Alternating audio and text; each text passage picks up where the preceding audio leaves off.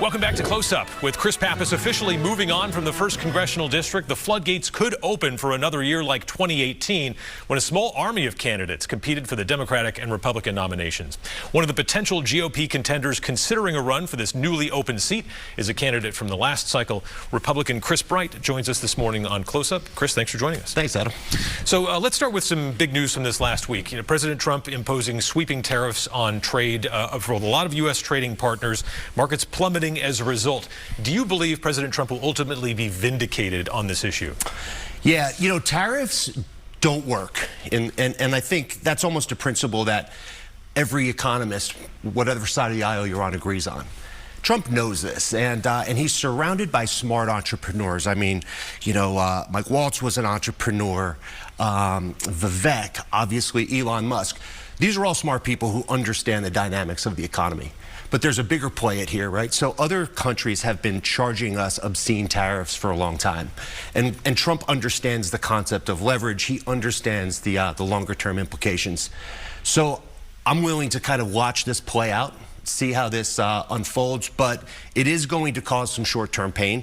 It's certainly going to impact Granite Staters, and we as the Granite State delegation need to keep an eye on what's going on here and speak up when it starts to hurt too much. So you see the goal as not necessarily, you know, taking all of the pain to get American manufacturing back, but necessarily getting a little bit better deal on existing free trade. Yeah, it's about getting American. I think when you look at the economics of tariffs in the long term, it doesn't necessarily lead to stronger American manufacturing. What it's going to do is going to create economic parity on the world stage so that it's easier for American goods to be sold abroad. Because right now, every other country is putting all these tariffs and then they're protecting their own marketing. So or manufacturing. If you've been on Amazon lately, it feels like we're getting flooded with all these Chinese goods. So Chinese goods coming into the United States, being sold, you know, undercutting American manufacturing. Eventually, that's going to erode our manufacturing base. And that has long-term security implications. It's going to impact our own economy. So we have the opportunity right now to level that playing field, to go in and push back on you know, these policies that other administrations for decades have allowed to happen. And I'm happy to see the administration is finally putting us back on parity. Yeah, and those high-tech, high-end manufacturing jobs, get those back, great. But I mean, the other stuff, like who's going to work in a garment factory in the United States in the year 2025? That's right. I mean, if there was some type of massive disaster, the tech's all going to go away. We're going to have farmers and hunters, and we're going to have people that know how to rebuild this country. You can't just let your manufacturing base completely erode. Steel, home building, skilled trades, these are things that we really need to focus on and make sure that we protect. Politically, is the president putting people like you who might run in a tough spot? I mean, Republicans are usually the people who are against taxes, and you've got Mike Pence saying this is the biggest peacetime tax increase in U.S. history. Of course it is, right? Like people are going to get hurt by this, and it's going to be some short-term pain, and you know, voters don't have a lot of patience. So if people on fixed incomes, if people that you know, are significantly impacted by, you know, layoffs, some of these DOGE reductions, all of this stuff is necessary for the long run, but it's going to have a short-term pain. As an entrepreneur myself, I see the play here, right? Like when I walked away from a big, high-paying job to start my company, the first 2 years I was driving for Uber and Lyft, and we were pinching every single penny, and something like this would hurt.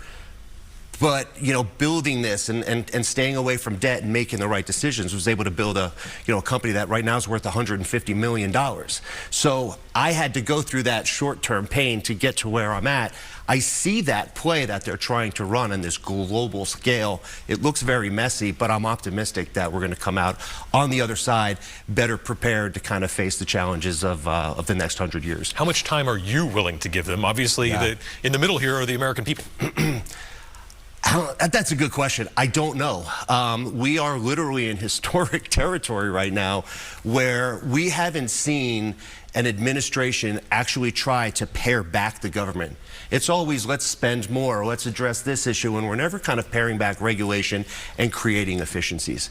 So there's going to be some things that are going to break. Obviously, the markets are reacting to what's happening right now.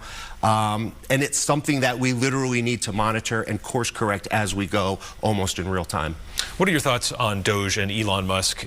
Does anything have to change given the outcome of what happened in Wisconsin? Obviously, state Supreme Court election, but he really put himself in the middle of that. Yep. And their candidate there in the Republican side did worse. Do they need to course correct, at least with what Elon Musk is doing publicly?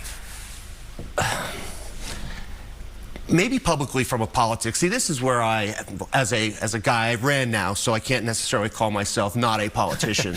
But this is the difference between politics and policy, right? The policy and what they're trying to do, I believe, is an effective policy. Elon Musk, for reasons that we can understand, has become the lightning rod for this, and they're burning the Tesla factories and spray painting and keying cars up in the White Mountains. But yeah, maybe you pare that back. I'd like to see Donald Trump, be kind of the leader of this anyway. Elon Musk kind of rising up. I mean, it was Donald Trump that was elected. It wouldn't hurt, I think, to kind of pull him back from the scenes a little bit. He's a smart guy. He knows what he's doing, but Donald Trump's the president. Specific to the 1st Congressional District, should Musk and Doge, should they be sending emails to those workers at the Portsmouth Naval Shipyard saying, justify your existence to me? Because I think most people in CD1 are like, hey, that's an important job for national defense and here in our state. That one I don't agree with.